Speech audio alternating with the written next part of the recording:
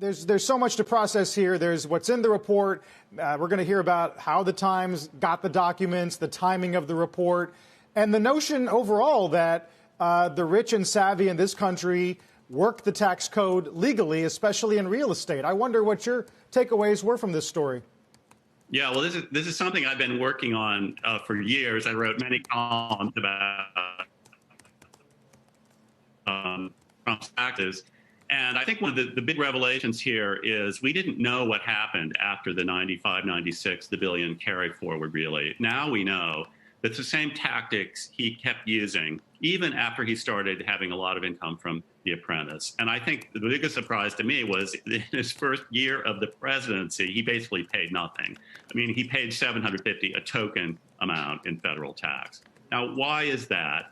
A lot of it is presumably legal, and it's because real estate developers like him have the most favored tax status in the country. Many real estate developers, in fact, pay very low tax.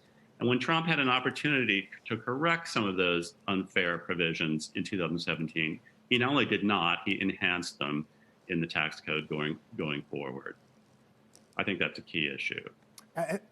Yeah, and that was a rallying cry for you when you would come on our air and talk about potential changes to tax codes a couple of years ago. I mean, what do you think? The Times did hint that there would be additional reporting surrounding the documentation they've gotten. I know you can't give anything away, but what do you expect the areas that they will continue to mine? Well, there are certainly some very curious aspects of these returns that we don't know that much about. For example, the very large consulting fees that he paid on some of this income. Like, who were the recipients of these very large consultant fees? Many of them in foreign countries, and at least one of them appears to have been his own daughter.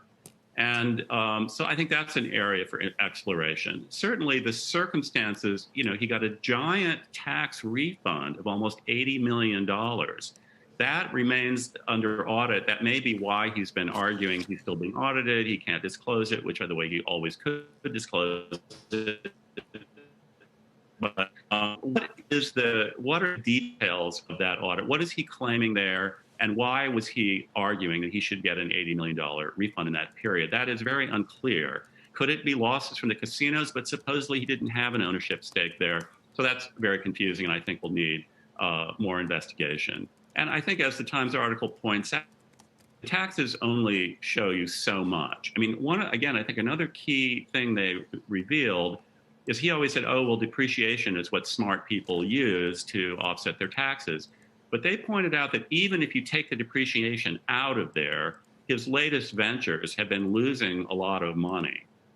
And whether they are really viable as going concerns and what their value might be is still a very open question. So there is a ton of stuff sitting out there for intrepid reporters still to go after. Yeah, a laundry list of questions have certainly come out from this revealing report. But with that said, Jim, how much time do you expect Vice President Joe Biden to spend on President Trump's compliance with the tax law during tomorrow's debate, when President Trump already has come out to say, calling this report fake news and insisting that he pays a lot in taxes?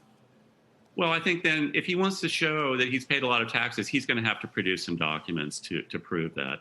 I haven't heard him actually dispute any of the numbers in the Times reporting, and they are very precise. They're right down to the penny in some cases. Now, they didn't just create those numbers, so I think they are accurate. And if he wants to refute those numbers, then he should step up and maybe finally just release these tax records. I mean, what's the point anymore?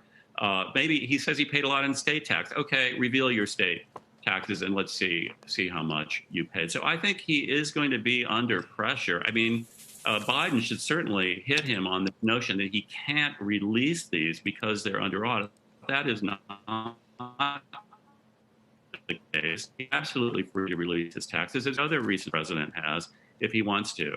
I think beyond that, I don't expect there to be a whole lot of focus on this. I mean, it only, verifies. I mean, Trump will say, oh, look, I'm just a smart business person, and that's what, you elected me because I know the tax code, and I'm only following the rules. If there are loopholes, then I'm just, taking advantage of them. But this is an extraordinary situation where he basically wrote this tax code. His administration wrote it. He could have closed those loopholes. So I think Biden should probably take him to task for some of the glaring injustices in the tax code which remain.